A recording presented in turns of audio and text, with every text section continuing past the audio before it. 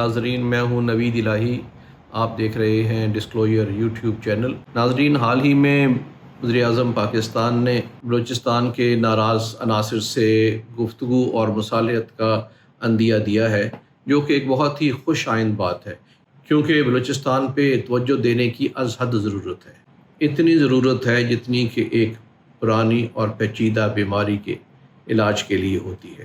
تو امید تو یہ ہے کہ یہ عندیہ دینے سے پہلے، یہ آئیڈیا دینے سے پہلے، اسٹیٹمنٹ دینے سے پہلے اس پہ خوب غور و خوض کیا گیا ہوگا. مقتدر اور معتبر اداروں اور افراد سے بریفنگ لی گئی ہوگی، اس پہ سیر حاصل بحث ہوئی ہوگی.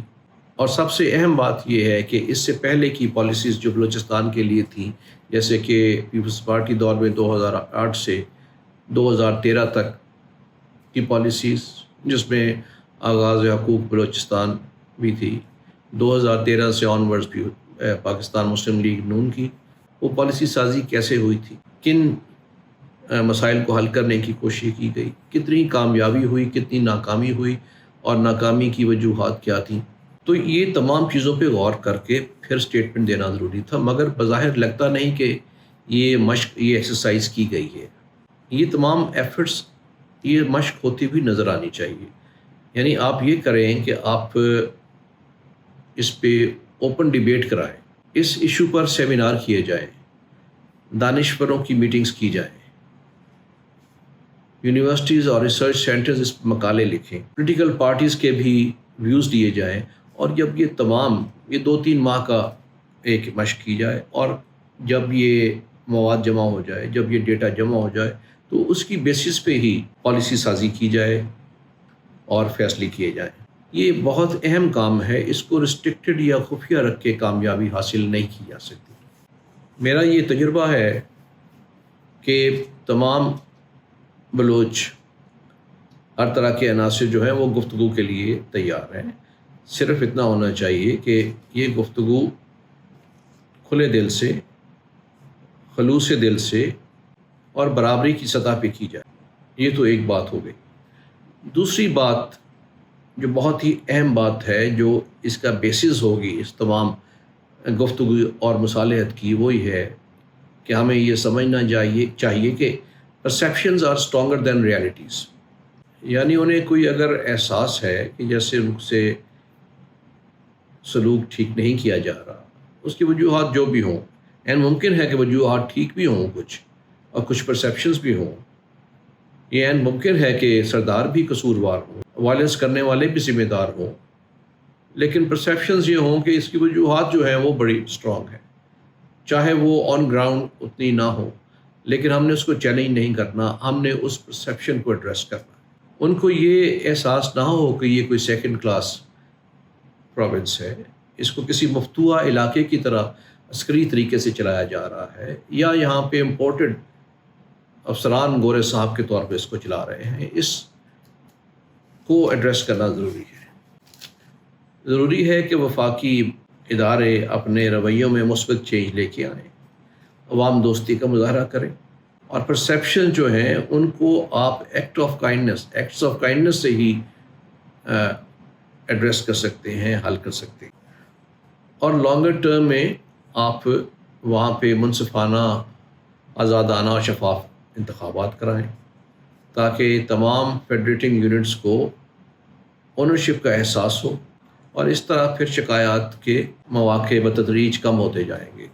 اور جہاں میں نے ایکٹ آف کائنڈنس کی بات کی ہے، چونکہ جب میں آج کے اس موضوع کے لیے تھوڑی سی تحقیق کر رہا تھا، چند لوگوں سے ملاقات کر رہا تھا، تو میں نے اس ضمن میں پنجاب یونیورسٹی کے سابق چانسلر مجاہد کامران صاحب سے بھی بات کی. انہوں نے پنجاب یونیورسٹی میں بلوچ طلباء کے لیے داخلے کے لیے اہتمام کیا تھا، ٹیوشن فی کو فری کیا تھا، اور ہر سال 100 اسٹوڈنٹس کے لیے سیٹس پیدا کی گئیں. ان کو اسٹائپنڈ بھی دیا جاتا تھا 3000 پر منتھ پر اسٹوڈنٹ، اور تقریباً 400 اسٹوڈنٹ اس میں پڑھنا شروع ہو گئے. اور انہوں نے مجھے بتایا کہ ان اسٹوڈنٹس میں سے بہت سے ایسے ہیں جو بہت اہم اداروں میں چلے گئے ہیں، CSS کے ایگزام پاس کر کے، کچھ دفاعی اداروں میں گئے ہیں. تو اس طرح وہ مین سٹریم میں آ گئے ہیں. اب کے بھی وائس چانسلر نیاز صاحب دردمند شخص ہیں, انہوں نے بھی اس کو جاری رکھا, اگرچہ انہوں نے اس کو تھوڑا سٹریم لائن کرنے کی کوشش کی کہ جیسے بلوچستان بورڈ سے شاید ریکمینڈ کر کے آئیں گے تو ہوگا, اس سے پھر ذرا پیچیدگی پیدا ہو جاتی ہے. لیکن ضرورت اس امر کی ہے کہ اس طرح کے اقدامات بھی کرنے چاہیے. تیسری بات جو پہلی بات سے پیوستہ ہے وہ یہ ہے کہ اس تمام تجویز میں سنجیدگی ہونی چاہیے, اس پہ غور و خوض ہونا چاہیے. اب آپ نے شاہ زین بگٹی کو اپنا معاون بنایا ہے اس کام کے لیے, لیکن ان کا قد کاٹ ایسا نہیں ہے کہ تمام ان کی بات پہ کان دھرے. ان کا اپنے ٹرائب کے اندر, بگٹی ٹرائب کے اندر برامداب بگٹی جو کہ ملک سے باہر ہیں, اور علی بگٹی جن کا زیادہ کلیم ہے اس کے اوپر, ان سے ایک قسم کا جھگڑا ہے سرداری کا. تو اس سے باہر آپ جائیں تو ورڈ میں تو اثر ہے اختر مینگل یا سمجھے کہ عطا اللہ مینگل صاحب کا. اور خان آف کلات سلمان خان سے بات کرنی ہو تو وہ کیسے کریں گے, وہ تو کہتے ہیں کہ جرگا مجھے واپس بلائے. اور اسی طرح مری ایک بہت اہم ٹرائب ہے, ان کو اس میں شامل ہونا چاہیے. یہاں پہ ان کے لدین مری ہیں, ان وہ اس میں شامل ہوں. اور ان اقدامات سے ہی, اس طرح کے اقدامات سے ہی سنجیدگی ظاہر ہوگی اور مصالحت اور گفتگو کے دروازے کھلیں گے, اور پھر دشمن بھی اس علاقے میں فائدہ نہ اٹھا سکے گا. ایک تجویز یہ ہے کہ ایک ایسی کمیٹی بنائی جائے, سردار اینڈ سرکار کمیٹی, جس میں سردار ہوں اور سرکار کے نمائندے ہوں اور دانشور بھی ہوں. اس کے علاوہ میں سمجھتا ہوں کہ جو لوگ علیحدگی پسند, جیسے آپ ہربیار کو مری ہیں یا برامدہ بگٹی ہیں یا اللہ نظر بلوچ ہیں, ان کو بھی اس کمیٹی میں شامل کریں. اگرچہ میں سمجھتا ہوں کہ یہ علیحدگی پسند نہیں ہے, ان کے اپنے مسائل تھے جو ایڈریس نہیں ہوئے تو وہ علیحدگی پسند کا نعرہ بلند کیا. گفتگو کریں گے تو واپس انہیں آپ دیکھیں گے کہ وہ علیحدگی پسند نہیں ہے. تو ان کو بھی وہ زوم پہ اس میٹنگ کا حصہ بنے, اور اس میٹنگ میں اس کمیٹی کی پہلی 2-3 میٹنگز کی جائے, جس میں بحث کے بعد ٹی او آر طے کر لیے جائیں, اور اگلی میٹنگز اس ٹی او آر اور آئین کے دائرے کے اندر رہ کے کی جائیں.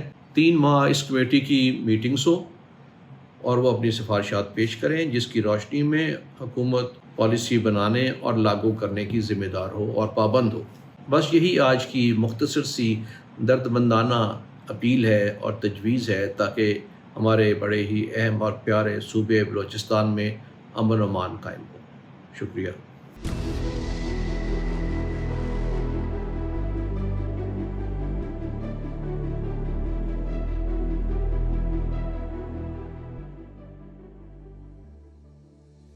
I've been watching you with dark eyes every night.